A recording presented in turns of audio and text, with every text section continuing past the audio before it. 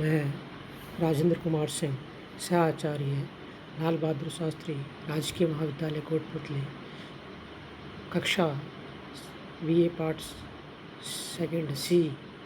आज हम second paper के सेकंड BA पार्ट सेकंड के सेकंड पेपर का अध्ययन करेंगे। इसमें टॉपिक है राष्ट्रपति की शक्तियाँ। राष्ट्रपति की शक्तियों के तहत हम वित्तीय शक्तियाँ, न्यायिक शक्तियाँ और विविध शक्तियों का अध्ययन करेंगे। हम बात करते हैं राष्ट्रपति की वित्तीय शक्तियाँ। राष्ट्रपति की पूर्व स्वीकृति के बिना कोई भी धन विधेयक संसद में प्रस्तुत नहीं हो सकता। विशेषतः ऐसा धन विधेयक जिसका संबंध किसी ऐसे कर या शुल्क से हो जिसमें राज्यों का हित सन्निहित हो, जिसका कुछ अंश राज्यों को मिलने वाला हो। भारत की आकस्मिक नीति राष्ट्रपति के अधीन है और राष्ट्रपति आवश्यकता पड़ने पर अग्रदाय के रूप में शासन को उस निधि से धन दे सकता है। अब हम राष्ट्रपति के वित्तीय शक्तियों के तहत राष्ट्रपति को राज्यों में आयकर के वितरण की शक्ति प्राप्त है और उन राज्यों के लिए जूट निर्यात कर से प्राप्त होने वाली धनराशि का अंश निश्चित करने का अधिकार है। इसके बाद हम संघ और राज्यों के वित्त संबंधी निश्चित करने के लिए वित्त आयोग की नियुक्ति का अधिकार भी राष्ट्रपति को होता है। राष्ट्रपति का यह कर्तव्य है कि वह देखे प्रत्येक वर्ष के आरंभ में संसद के समक्ष संघ का उस वर्ष के आय व्यय का विवरण पेश किया जाए। इस राज्य के विधानमंडल द्वारा पारित वे विधेयक जिनका संबंध जल अथवा विद्युत शक्ति पर कर लगाने या राज्य द्वारा प्राप्त की संपत्ति से नागरिकों के लिए आवश्यक वस्तुओं के क्रय विक्रय पर कर लगाने से है, राष्ट्रपति की स्वीकृति के बिना कानून नहीं बन सकता। अब हम राष्ट्रपति की न्यायिक शक्तियों का अध्ययन करेंगे। न्यायिक शक्तियों में सबसे पहले उच्च न्यायालय, उच्चतम न्यायालय तथा उच्च न्यायालय के न्यायाधीशों की नियुक्ति संसद के दोनों सदनों द्वारा प्रार्थना करने पर उच्चतम न्यायालय के न्यायाधीश को पदच्युत करना, उच्च न्यायालय के न्यायाधीशों की संख्या निर्धारित करने, उच्चतम न्यायालय के मुख्य न्यायाधीश के परामर्श से उच्च न्यायालय के न्यायाधीशों को स्थानांतरण करने का अधिकार भी राष्ट्रपति को होता है। अनुच्छेद 72 के अनुसार राष्ट्रपति को अधिकार है कि किसी दंडित व्यक्ति को क्षमा प्रदान करें। निम्नलिखित स्थितियों में राष्ट्रपति दंडित व्यक्ति के दंड को क्षमा कर सकता है, रोक सकता है, हल्का कर सकता है, कम कर सकता है या दूसरे दंड में परिवर्तित कर सकता है। उन सभी बातों में जहाँ दंड सैनिक न्यायालय द्वारा मिलता है, उन सभी बातों में जहाँ दंड ऐसे अपराधों के लिए मिला हो जो उन बातों को संबंध कानूनों का उल्लंघन करते हैं जो संघ की कार्यकारिणी शक्ति के अंतर्गत आते हैं, उन सभी बातों में जहाँ अपराध के लिए मृत्युदंड दिया गया है, इस प्रकार राष्ट्रपति मृत्युदंड को भी स्थगित कर सकता है, क्षमा कर सकता है या आजीवन कारावास में परिणित कर सकता है। अब हम राष्ट्रपति की विविध शक्तियों का अध्ययन करेंगे। विविध शक्तियों के तहत सैनिक शक्ति। राष्ट्रपति देश की सेनाओं का सर्वोच्च सेनापति है। नंबर 2, वह अपनी सैन्य शक्तियों का प्रयोग कर संसद द्वारा निश्चित कानून के अनुसार करता है। नंबर 3, वह सेनाध्यक्षों और फील्ड मार्शल की नियुक्ति करता है। कूटनीतिक शक्तियों। राष्ट्रपति की कूटनीतिक शक्तियाँ क्या है, इसका अध्ययन करेंगे। राष्ट्रपति राज्य के अध्यक्ष की हैसियत से भारत के राजदूतों और प्रतिनिधियों में को अपना प्रत्यय पत्र देकर बाहर के देशों में भेजता है। भारत में आए विदेशी राजदूतों और प्रतिनिधियों के प्रत्यय पत्र को स्वीकार करता है।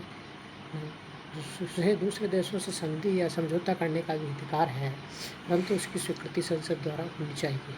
राष्ट्रपति अंतर्राष्ट्रीय मामलों में भारत का प्रतिनिधित्व करता है,